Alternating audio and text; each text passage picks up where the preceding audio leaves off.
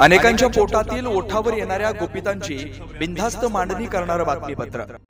मी या सगळ्या जातीपातीच्या बाबत शिवजयंतीनंतर बोलू। 20 तारखेला याबाबत मी प्रेस घेणार आहे। भुजबळ आणि आरक्षण यावर काय बोलायचं हे ठरवलंय। सगळ्या समाजाला विनंती करतोय, माझ्यासहित नेत्यांच्या बोलण्याकडे लक्ष देऊ नका। आता निवडणूक आहे, धर्म आणि जातीची लढाई पाहतोय, हक्काची लढाई मागे राहते।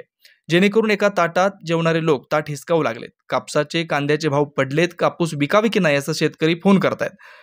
बांगलाने बंदी लावली म्हणून संत्रा पडू नये याचा मी निषेध करतो। शेतमालाचे भाव पडले, त्याच्याकडे कुणी लक्ष देऊ नये। या सगळ्या बाबतीत मी 20 तारखेला पत्रकार परिषद घेऊन बोलेन। समाजात वाईट होऊ नये या विचाराचा मी आहे। दोन समाजात वाद होईल असं कधी बच्चू कडू बोलणार नाही। शिवजयंतीनंतर आम्ही ही पत्रकार परिषद घेतोय। 18 पगड जातींना घेऊन शिवाजी महाराजांनी राज्य केलं। नवीन निर्णय घ्यायची आमची ताकद नाही, समाज आम्हाला ताकद देईल तेव्हा आम्ही निर्णय घेऊ। याबाबत 20 तारखेला पत्रकार परिषद घेऊन सांगतो।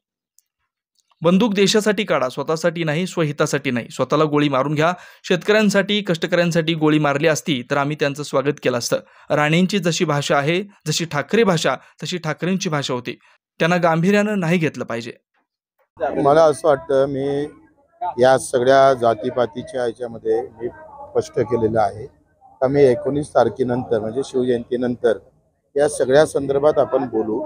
कारण आता हे सगळे या सगळ्या वादाच्या भोवऱ्यात मला काही पडायचं नाही आणि आखरी महाराष्ट्र हा एकत्र राहिला पाहिजे या दृष्टिकोनातून त्या संदर्भात काय बोलायचं काय नाही बोलायचं मला वाटतं आम्ही ठरवलेलं आहे। आणि 19 तारखेनंतर या सगळ्या वक्तव्याबाबतीत असेल, आरक्षणाच्या बाबतीत असेल, आपण बोलू। मला वाटतं मी सगळ्या समाजाला विनंती करतोय का मी असेल, अधिक कोणी नेते असेल, त्यांच्या वक्तव्याकडे जाऊ नका।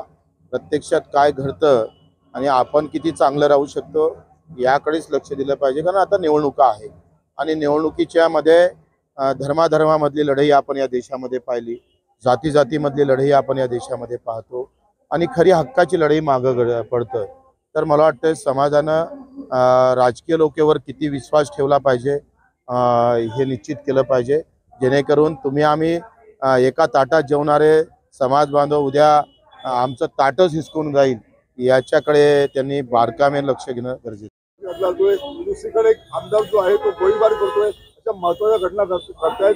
गृहमंत्रालय आता सोयाबीनचे भाव पडले, कांद्याचे प्रश्न अंगावर आहे, कापसाले फक्त 6,000 5,000 रुपये भाव आहे। म्हणजे रोज आम्हाला फोन येतो शेतकऱ्याचे, बच्चे भाऊ कापूस विकाव का नाही विकाव, साधा जेवढा खर्च निघाला त्याचे अर्धे पैसे पण निघाले नाही।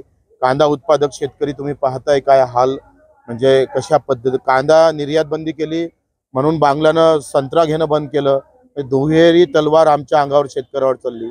संत्रा उत्पादक शेतकरी मेला, कांदा उत्पादक शेतकरी मेला। सरकारचं या सगळ्या लक्षाकडे पाहिजे तेवढं लक्ष नाही, त्याचा मी निषेधही करतो। कारण शेतकरी जगला तरच देश जगू शकतं, तो कुठल्याही जातीचा धर्माचा असू दे। शेतकरी या देशाचा कणा आहे आणि त्यासाठी जे काही करता येईल, ज्या पद्धतीने करता येईल त्या पद्धतीने आम्ही करू। आपण जर बघितलं तर काल बेधडक निर्भीड बिनधास्त मांडणी करणारा खबऱ्या लाईव्ह।